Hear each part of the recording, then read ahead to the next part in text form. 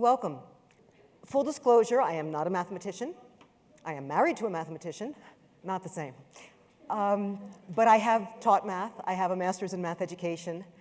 And show of hands, have you ever, after revealing what you do to a new acquaintance, you're a math major, you're a mathematician, had the reaction, oh, I can't do math. I've never been good at math, or dead silence, and they move away? Show of hands. Those of you that don't have your hands up, you need to get out more, okay? So there's kind of an attitude towards math that it's something foreign, that it's something tough. And I always say that my superpower as a teacher is that I struggled as a student. And so I remember that things are hard. I showed up to my high school algebra teacher's office after school so often, she started bringing me a snack. Oh, speaking of which, there are trays of lollipops around. Just please don't leave the wrappers and sticks on the table. There's trash cans on the inside wall. So I am very grateful to that algebra teacher, Miss McCarty. She was kind of the dragon lady of the math department. She never cracked a joke. I'm not sure I ever saw her smile. But when I didn't understand something, she'd kind of go like, mm-hmm. She'd ask me some questions to figure out what I did know, what I did understand, and then she'd explain it to me in a way that was completely different. And so, amazingly to both of us, I actually earned an A in algebra that year. And I was hooked. It was worth the pain. It was not something I did easily, but it was something that was exciting to be able to do. So I'm hoping to convince you of the importance of trying to sell your students on the idea of math, to make them more comfortable. And so let's just check some technology. So I hope everybody has either a phone or a tablet or a laptop, and please go to menti.com and use code 9308-3271. I normally don't teach in a large lecture hall, and I'm used to having some feedback. And so we're going to use menti.com for you to be able to answer questions as a group. After 20 years of teaching, I went back to school to earn a master's in math education. And there was one course, Methods of Instruction, that was such a revelation to me, because suddenly I realized it wasn't that, okay, knowing my material and being able to explain it clearly was necessary, but it wasn't sufficient. That there was more I could be doing to guide my students through this world of mathematics. And so this was an entire course on methods of instruction, and I'm going to try to just hit the greatest hits, distill it down into a 50-minute lecture. And some of the techniques I'm going to talk about, you're going to say, oh, that's easy, I could do that. And some of them you're going to say, I would never do that. All right, and that's fine, because you need to find your own teaching voice. Because bottom line, if you want your students to be comfortable, you need to feel comfortable, okay? So everybody on Menti, just finish the sentence. I teach. It can be a word or a phrase, but you've got a 25-character limit.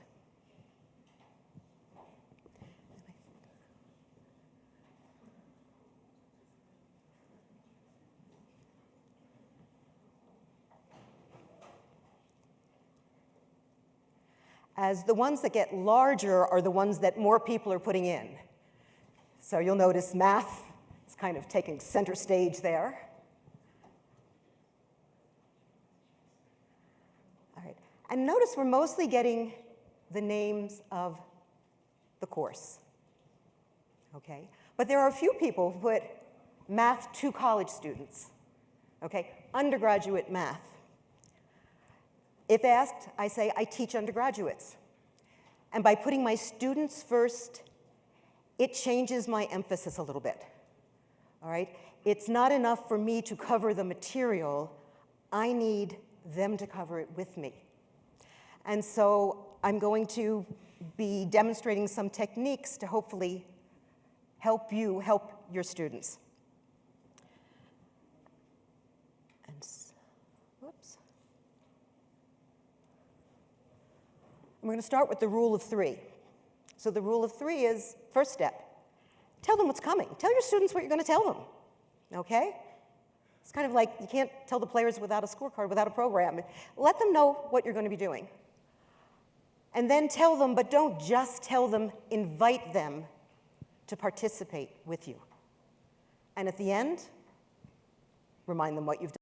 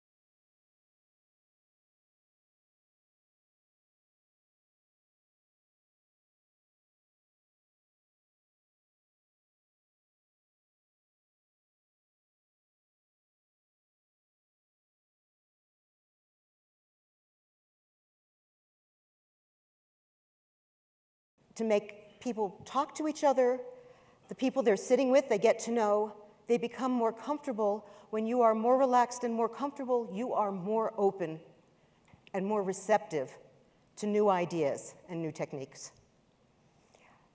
So we're going to, after the icebreaker, get into the meat and potatoes, mechanics of teaching. You should all know that, it'll go fast. And then the 3 types of student-teacher interactions. Lively lectures, comfortable classrooms, effective office hours. And then how to get feedback about your teaching.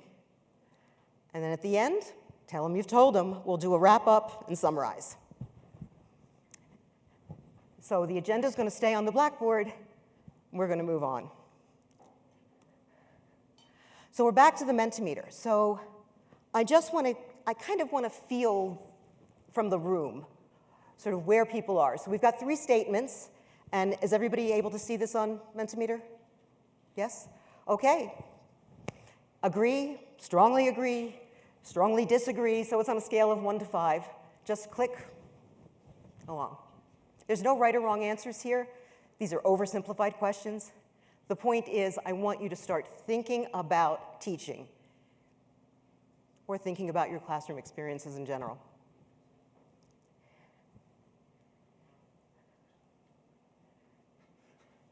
I have to say, I'm kind of gratified to see that number 2, that I find math really satisfying, and I wish I could transmit that enthusiasm to my students, is generally being agreed with. I know that we have some heavy-duty researchers in here who may not agree with that statement, but if you need to teach, it's part of your job to do it with goodwill.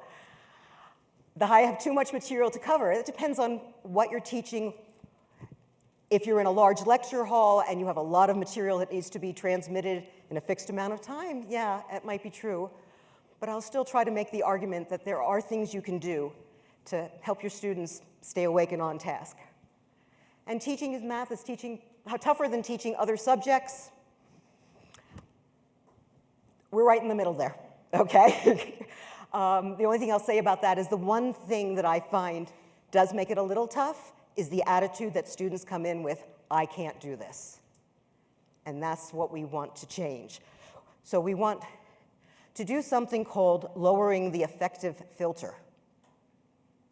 And so this is going to seem like a non sequitur, but which do you prefer, the nightingale or the lark? Nightingale is a nighttime songbird. The lark is a daytime songbird. Oh no.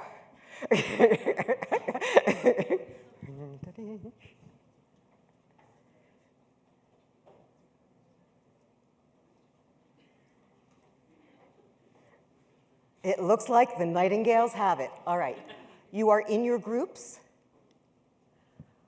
Whoever got to bed the latest last night, you are the leader of your group. And so I want the leaders to get a worksheet. There's only one worksheet per group. So talk for a second, figure out who's the leader. Who's the leader?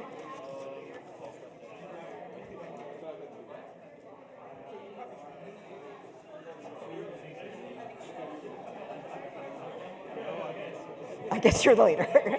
Okay. Who's my leader? You are? Who's the leader?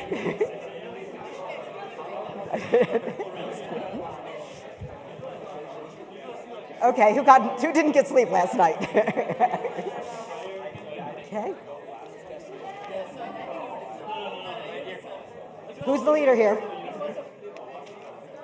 Oops. Can't separate it. Okay.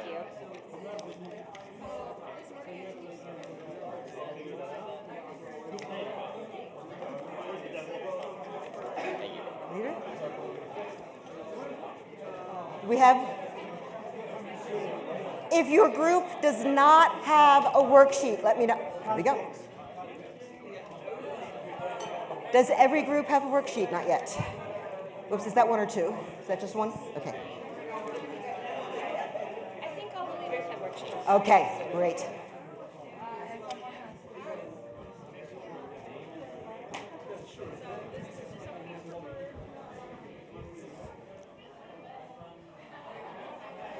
Okay, so I love the buzz. Give me just give me a half a minute to talk about what we're doing.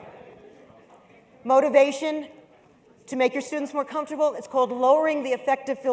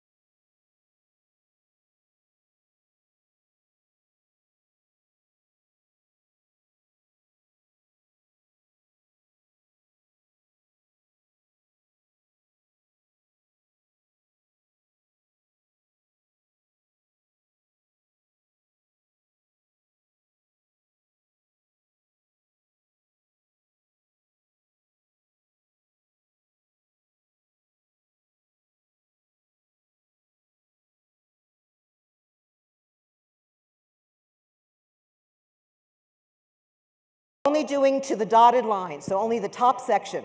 I'm going to set a timer for 7 minutes. Go for it.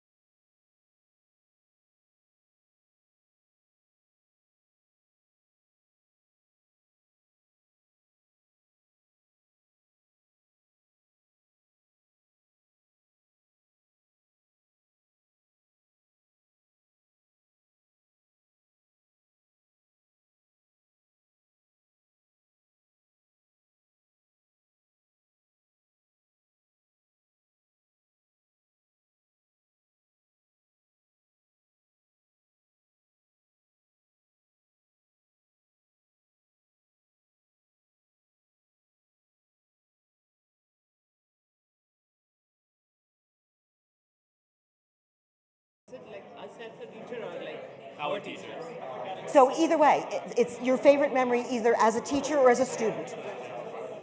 I realize that not everybody here is a teacher. Okay.